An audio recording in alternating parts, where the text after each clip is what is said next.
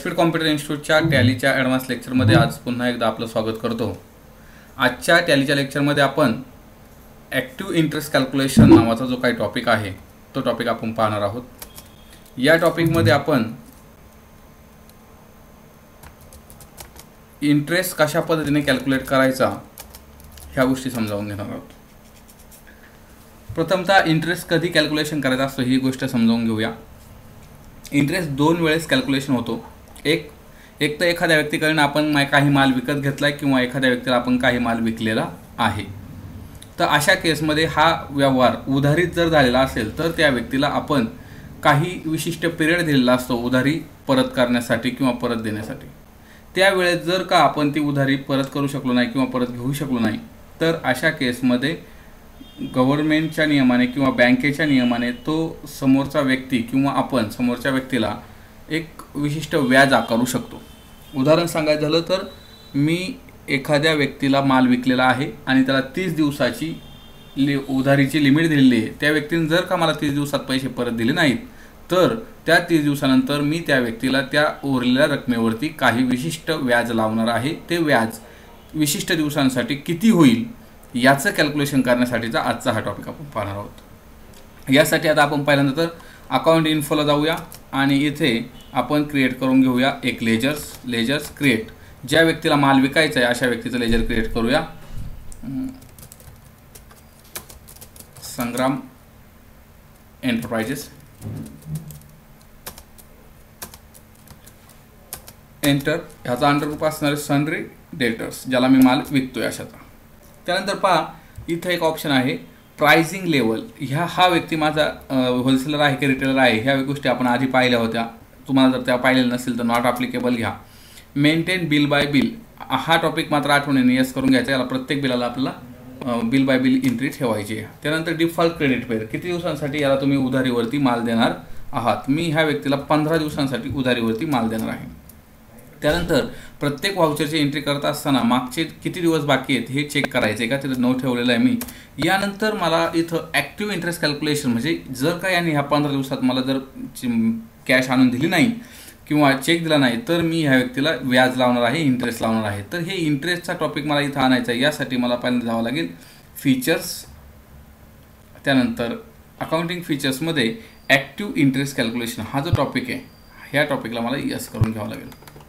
या टॉपिकला यस केलं, ही स्क्रीन मी ॲक्सेप्ट करून घेतली। त्यानंतर मी पुन्हा इथं आलो, पहा इथं पाहून घ्या ॲक्टिव्ह इंटरेस्ट कॅल्क्युलेशन म्हणून टॉपिक आलेला आहे। मी इथं यस केल्याबरोबर एक नवीन विंडो ओपन होईल।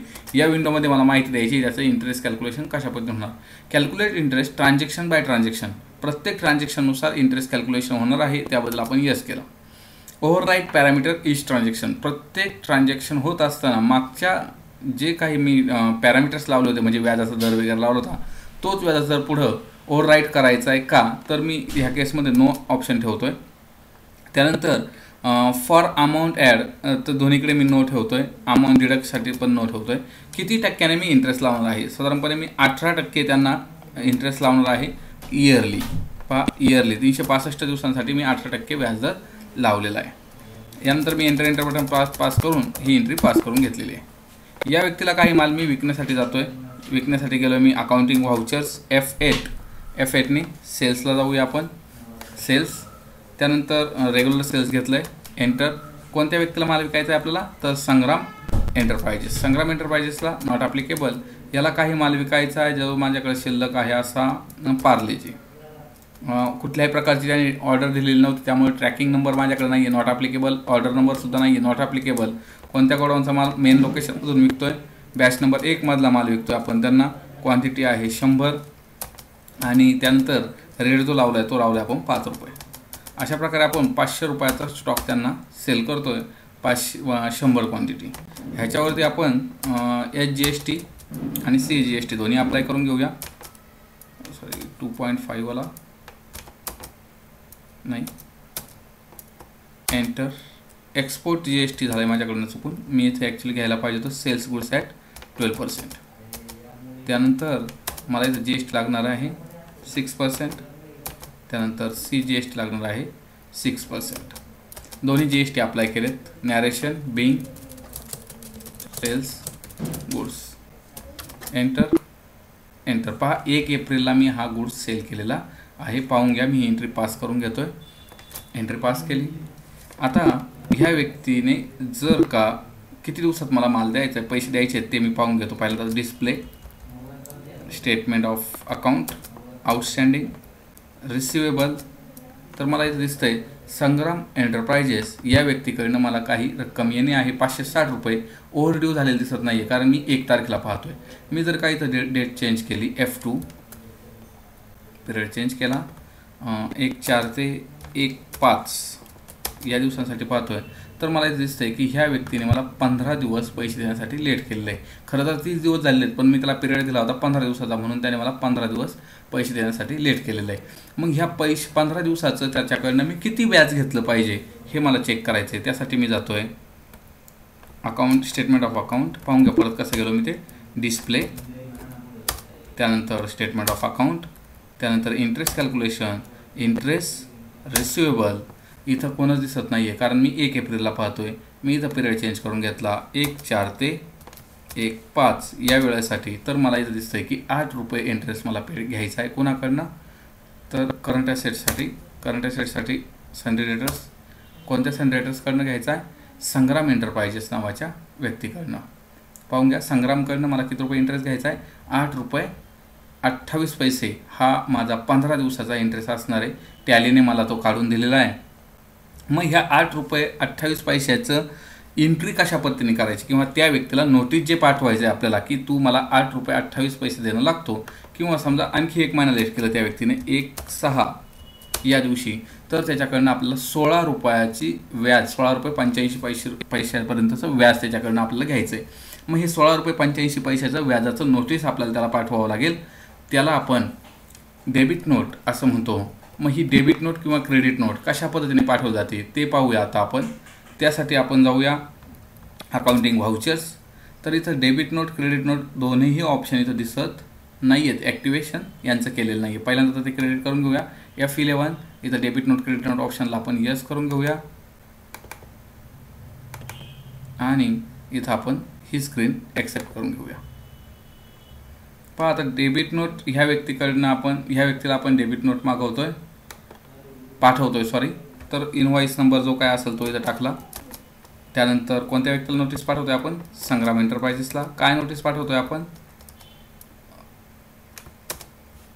इथं माझ्याकडनं थोडं चूक झालेली आहे. ज्यावेळेस आपण फीचर्स ऑन केले, ते फीचर्स ऑन करत असताना मी ॲज अ इनव्हॉइस मोड हा टॉपिक खरं तर नो ठेवायला पाहिजे होता. त्यामुळे मला इथं सगळे स्टॉक आयटम दिसायला लागलेले आहेत. तर इथं मी पुन्हा स्क्रीन पास करून घेतो माझी. ॲक्सेप्ट. डेबिट नोटला आलो आहे. डेबिट नोट द्यायची मला संग्राम एंटरप्राइजेसला. त्यानंतर इथं जी अमाऊंट आहे, ही अमाऊंट किती होती ही आता आपण मगाशी पाहिली होती. 16 रुपये 85 पैसे. कोणत्या तारखेला होती ही अमाऊंट? 1/6 रोजी.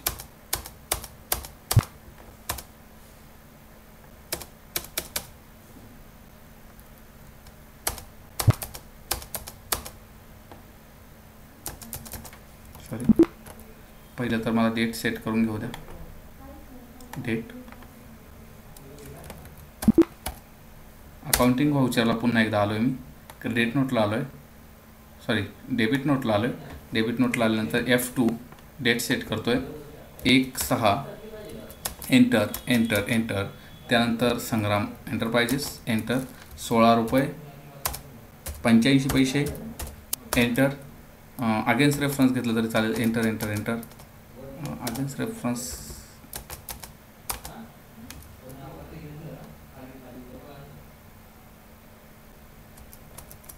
तर इथं अगेन्स्ट रेफरन्स नको आहे. आपण इथं न्यू रेफरन्स घेऊया.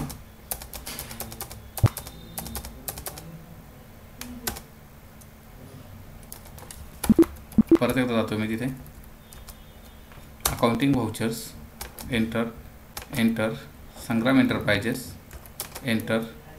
16 रुपये 85 पैसे. New reference. त्यानंतर क्रेडिट. Alt+C interest.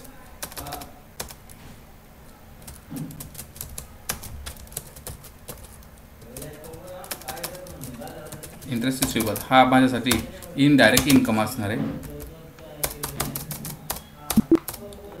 एंटर, आणि अशा पद्धतीने ही एंट्री मी पास करतोय. बिंग इंटरेस्ट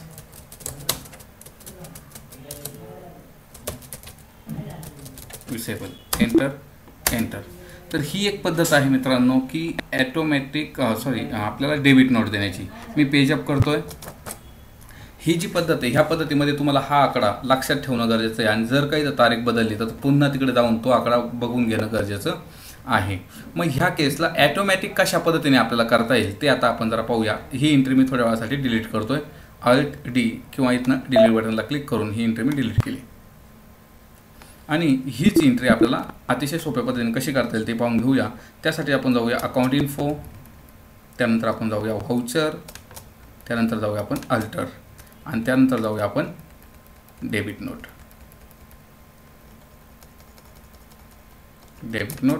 एंटर करूया. इथं आपण क्लास लावायचा आहे. क्लास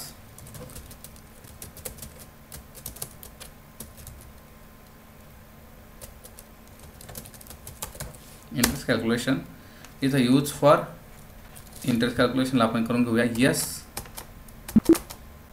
आणि आता जाऊया आपण डेबिट नोटच्या एंट्रीला. पहा accounting vouchers, debit note F2 ने तारीख आपण सेट केली. एंटर. कुणाकडनं? संग्राम एंटरप्राइजेस. पहा संग्राम एंटरप्राइजेसला आपण घेतलं इथं.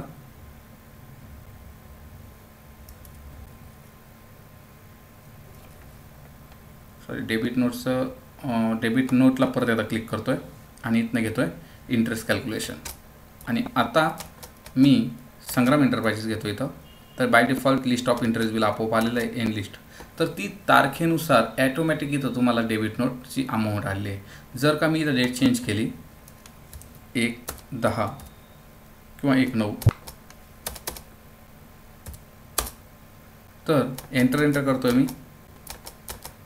ही अमाऊंट पहा ॲटोमॅटिक कॅल्क्युलेट होऊन तुमच्यासमोर येईल. फक्त आपलं काम राहील ती म्हणजे इंटरेस्ट रिसिवेबल देऊन बिंग